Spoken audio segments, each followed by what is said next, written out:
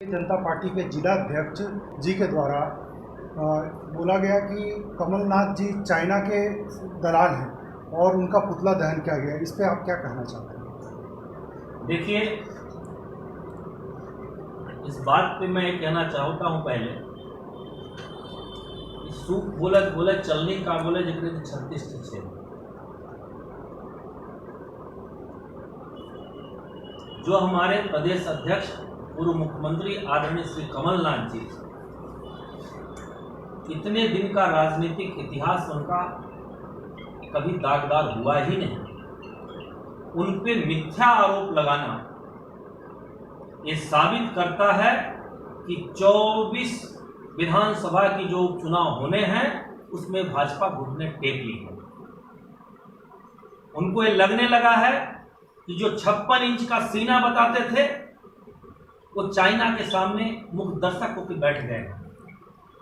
जो नेपाल पड़ोसी देश हुआ करता था वो आज बॉर्डर लाइन पे अपने तंबू लगा के आंख दिखा रहा है और मोदी जी पीएम हाउस में घुस गए और ध्यान भटकाने के लिए आम जनता का, जिस तरह से मध्य प्रदेश में विधायकों की खरीदारी हुई, जिस तरह से मध्य प्रदेश में लोकतंत्र की हत्या की गई,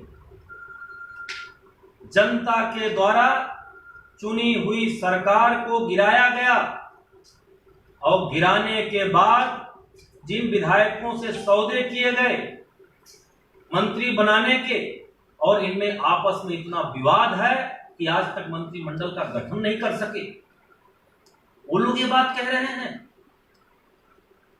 और जो कह रहे हैं, हम अभी एक वीडियो देख रहे थे कि भारतीय जनता पार्टी के कुछ कार्यकर्ता भारतीय जनता पार्टी के जिला अध्यक्ष वीरेंद्र गोयल जी के नेतृत्व में पूरे लॉकडाउन की धज्जियां उड़ा रहे थे।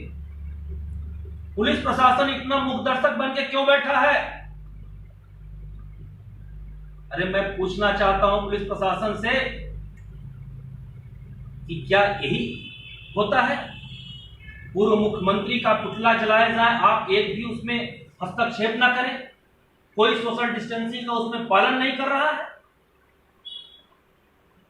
और वो वीरेंद्र गोयल जी कह रहे हैं कमलनाथ जी के बारे में, जिन्हें समूचा सिंगरौली जानता है वीरेंद्र गोयल जी, कि आपने इकोनॉमी वेलफेयर इकोनॉमी सोसाइटी कांड में किस तरह से 420 आपने किया था, आप जेल गए थे।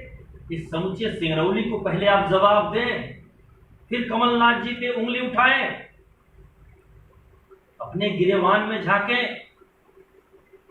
तमाम सिंगरौली का युवा परेशान है।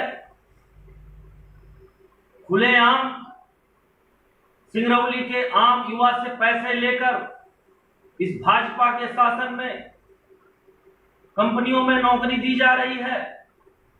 लोग परेशान हैं, कोई सुन नहीं रहा है।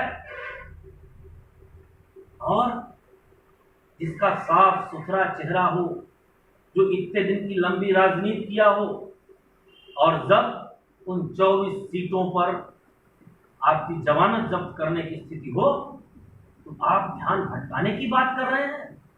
आप नहीं देख रहे हैं कि देश के इतिहास में कभी ऐसा नहीं हुआ कि डीजल का दाम पेट्रोल के दाम से अधिक हो गया। इसको आम किसान उपयोग करता है, आम जनता जिसका उपयोग करती है। आपको शर्म नहीं आती? विश्व स्तर पर कच्चे तेल का दर इतना सस्ता है और इसके बाद भी आप बस कोई बहाना नहीं है दर बढ़ाने का। इससे जनता के ध्यान को भटकाने के लिए चंद्र अपने चमचों के द्वारा चौराहे पर पुलिस प्रशासन के मदद लेकर आप पुतला जला के जनता के बीच में ये देना चाहते हैं।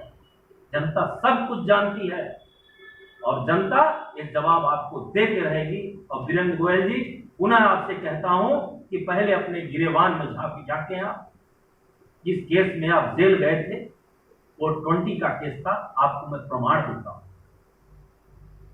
धन्यवाद।